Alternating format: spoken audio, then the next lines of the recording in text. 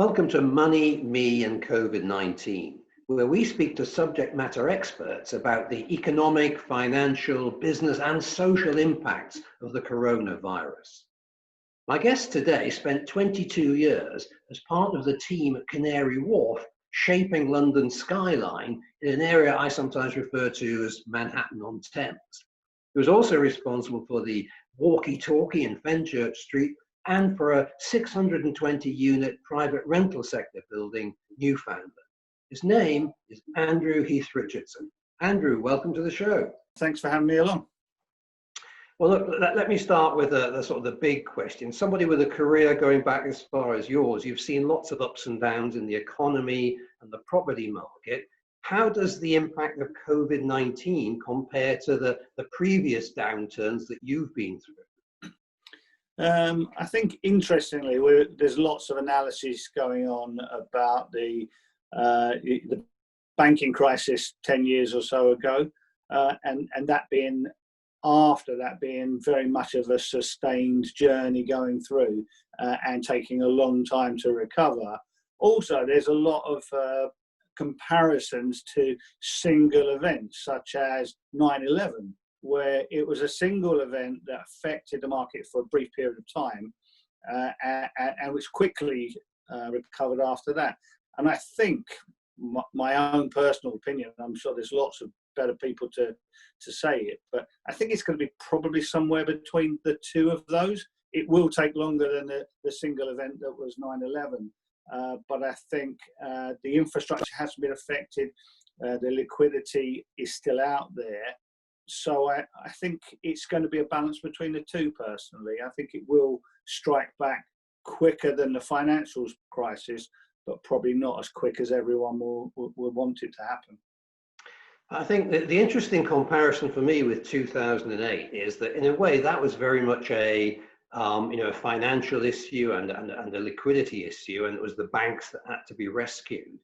If you look at what's happening now, we've got both a supply and a demand squeeze, and the actions of governments are very much to almost switch off the global economy and start bailing out the entire private sector. So to me, I'm seeing this as kind of potentially wider and deeper than those previous ones. And I'm not sure how easy that's going to be and how quickly we're going to be able to recover from that.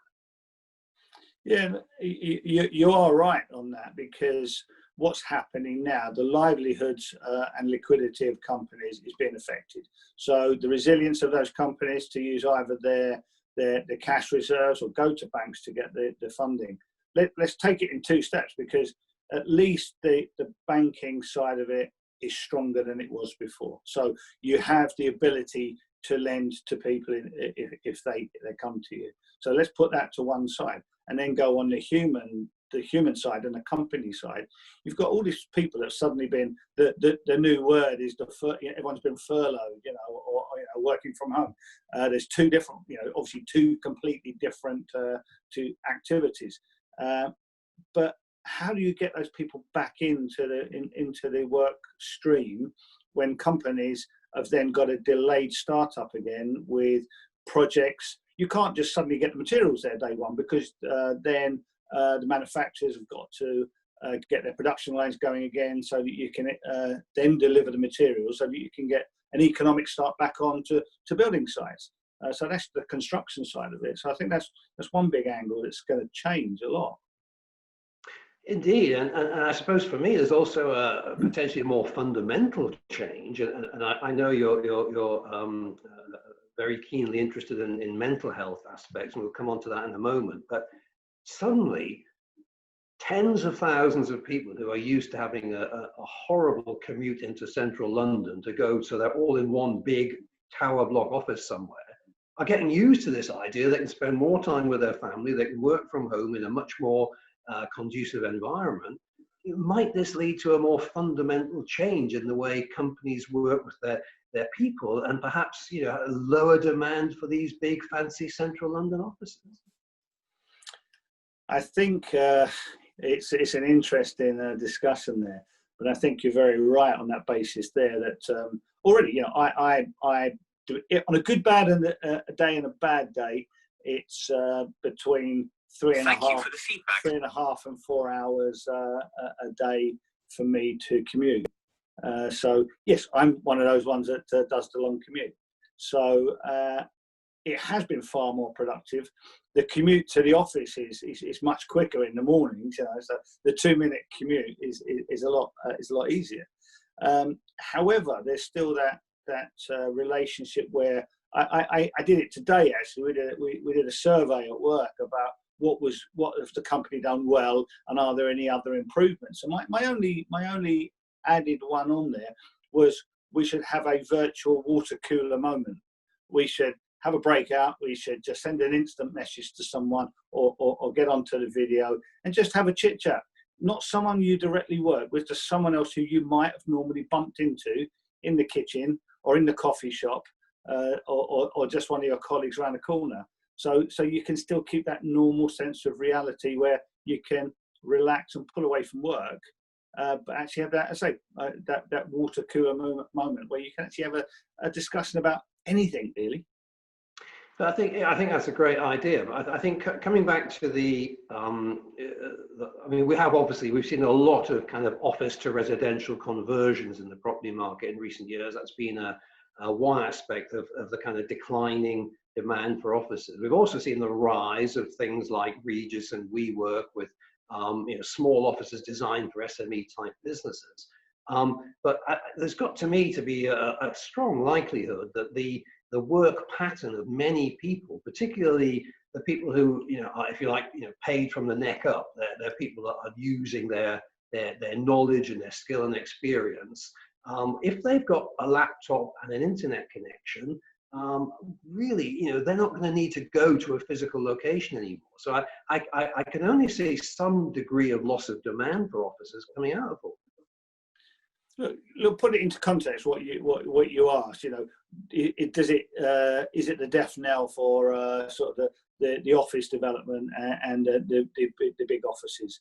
I think that's what I was saying about this interaction side. I think that's important, and I think people could downsize slightly, but even if you look at the trends that have happened over the last 10 years, with the office densities vastly sort of increasing. But what the reason they've done that is to become far more efficient in the way they work, because they cater for people working from home. So a 1:8 density office floor plate, where they would have had larger footplates before, they can have a more efficient floor plate, and say actually 20% of our workforce won't come into the office regularly. They'll have hot desks. So therefore, you don't need to have a desk for every single person.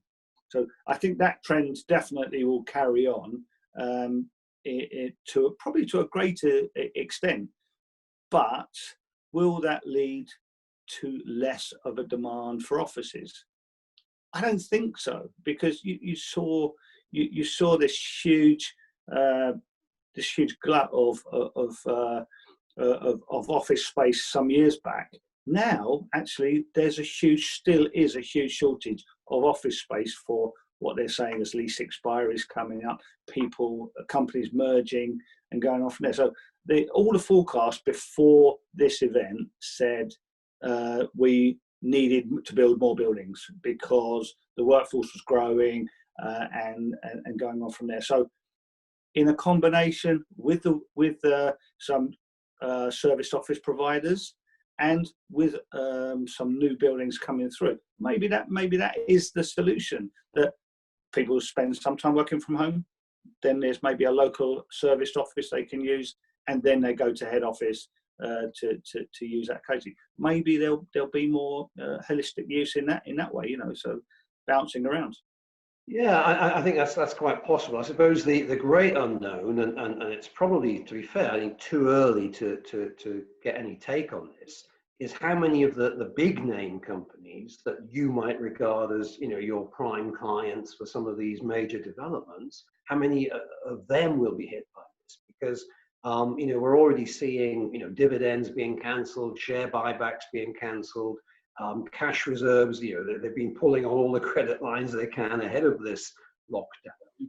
So what's your take on the kind of wider economic impact of this, if assuming this lockdown goes on for another 2 or 3 months, the way everyone seems to think it will? Look, go back to banks again. Banks have been doing this for years. Banks, I remember one of my really good friends, was working 10 years ago, was doing probably 2 days a week working from home. So and that's quite commonplace in a lot of departments within banks, because they see that people can work efficiently and remotely. They see that the constant working from home doesn't quite work because of the interaction and the need to see colleagues and basically say we will come to it on the mental health aspects as well. But they've been dealing with that for a long time, so they've been doing that, and I think it's very interesting. So construction and development industry. So development side, okay, you could say we could get the design teams to do virtual team meetings. The architects can work from home. The services engineers can work from home. We can then send the model to the cost consultants. The cost consultants can come up with it. And we can have a WebEx call or some other social, maybe not, the other sort of media are available. But we can come along and we can do conferences to discuss the outcome.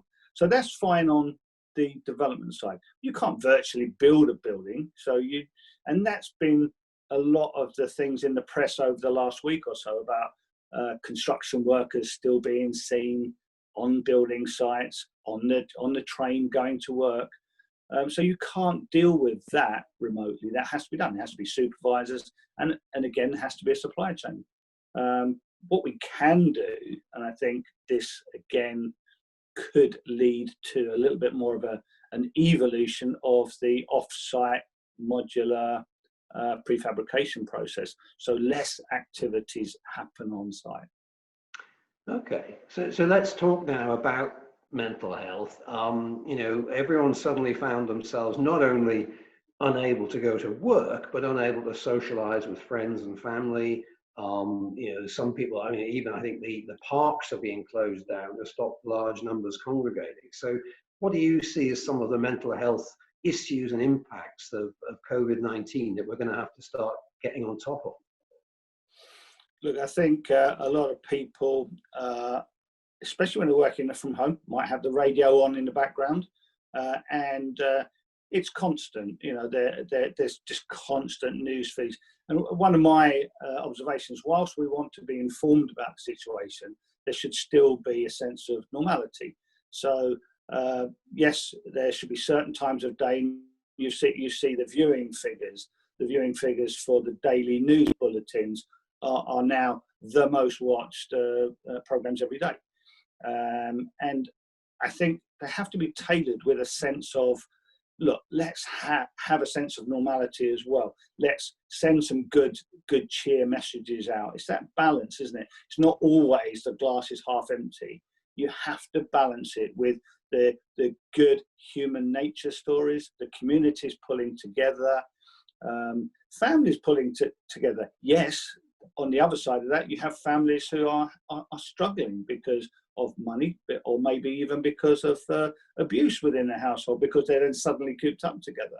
So all of these things need to be balanced out. But I think that the biggest one there is there is a lot more online support for that, and a lot more people talking about it. And I think that more than ever, I think virtually 1 in 5 posts that you see even on professional websites are talking about mental health and well-being, rather than how can we get this work task done and things like that. So I think there's a big focus has shifted over the last few years, so people will talk about it.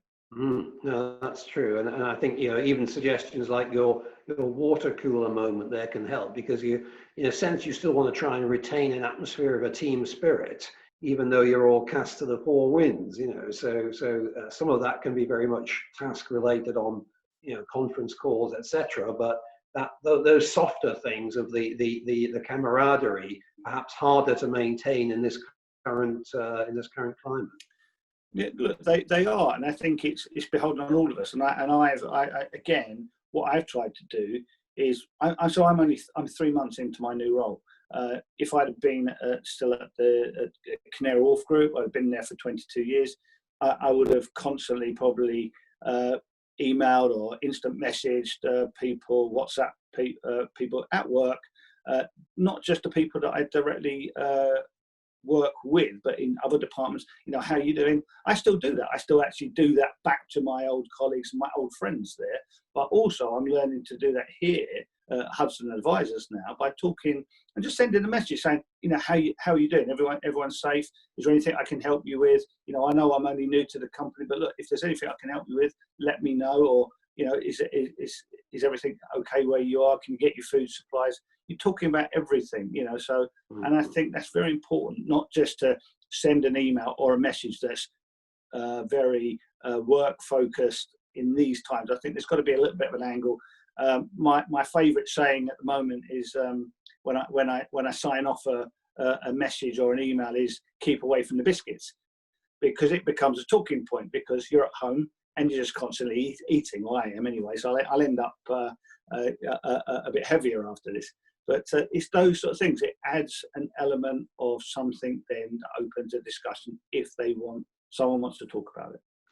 Okay, you mentioned obviously that you changed roles almost really just before all this sort of stuff hit. What sort of changes has your company had to make to cope with the fact that we're now all kind of in lockdown? One of the good things that I actually saw when I started is that everyone didn't have a fixed desk, a fixed computer. That everyone had a laptop that just docked into a docking station. The type of business that I'm now in is not as I was when I was working part of a team at Canary, where we had one location and maybe a couple of other locations in the city and around. So this is European. It's part of a global company. So you could be needed to go to Paris for a meeting or something like that. So I think all of the workforce from day one to have that mobility. So you pick up your laptop, you put it in your bag, and then you can use it, or you can go to another office, put it in a docking station, and it works.